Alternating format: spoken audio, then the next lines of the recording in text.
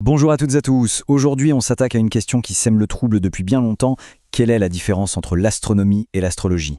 On a deux mots qui se ressemblent énormément, deux approches qui regardent le même ciel, mais, on va le voir, avec des yeux complètement différents.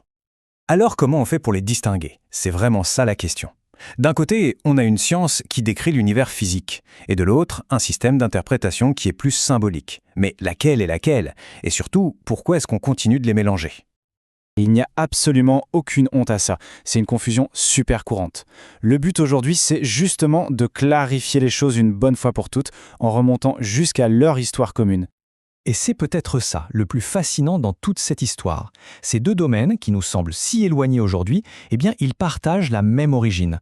Pendant des milliers d'années, ils n'étaient qu'une seule et même discipline. C'est assez fou, non? Allez, on va plonger dans cette histoire commune. Il faut s'imaginer une époque où observer le ciel, c'était à la fois une question de survie et une quête de sens. La séparation n'existait tout simplement pas. Que l'on pense aux Babyloniens, aux Égyptiens, aux Grecs, ou même aux grands savants arabes, tout le monde levait les yeux vers les étoiles. Et il le faisait pour des raisons très concrètes, comme calculer les saisons pour l'agriculture, mais aussi pour y lire des signes, des présages et tenter de comprendre le destin des hommes. Mais alors, que s'est-il passé pour qu'on en arrive là? Eh bien, il y a eu un vrai tournant dans l'histoire de la pensée humaine, une sorte de fracture qui a provoqué une séparation très nette. C'est à ce moment-là que leurs chemins se sont radicalement éloignés.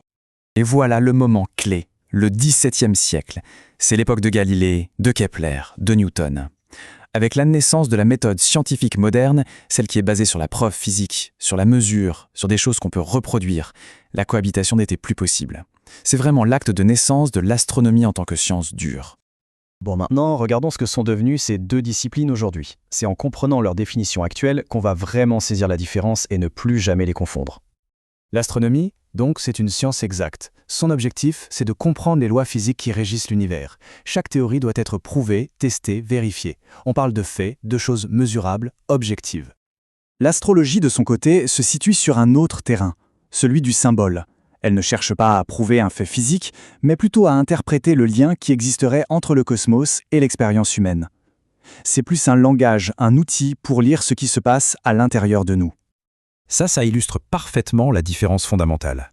L'astronomie, elle étudie le ciel physique, de quoi sont faites les étoiles, comment bougent les planètes. L'astrologie, elle, interprète un ciel symbolique, ce que ces mêmes planètes pourraient bien représenter pour nous, les humains. Ce tableau, il résume tout très bien. La méthode, scientifique d'un côté, interprétative de l'autre. Le but, l'astronomie veut savoir ce qui est, l'astrologie, ce que ça signifie. Et pour finir, la preuve.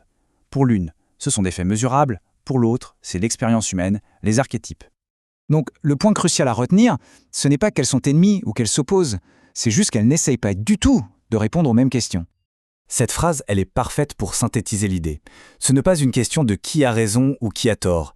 C'est une question de perspective. C'est juste deux manières de regarder la même voûte étoilée pour en tirer des informations de nature complètement différente. Voilà, c'est la distinction la plus simple et la plus claire. L'une cherche à expliquer comment fonctionne l'univers, l'autre cherche à donner un sens à notre place dans cet univers. On pourrait donc voir l'astronomie comme la science qui explore le monde extérieur, le monde objectif.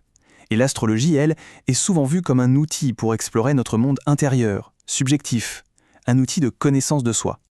Finalement, tout se résume peut-être à cette question. Qu'est-ce qu'on cherche, nous, en regardant les étoiles? Est-ce qu'on veut une explication du comment matériel de l'univers? Ou est-ce qu'on est plutôt en quête d'une réflexion sur le pourquoi de notre expérience humaine?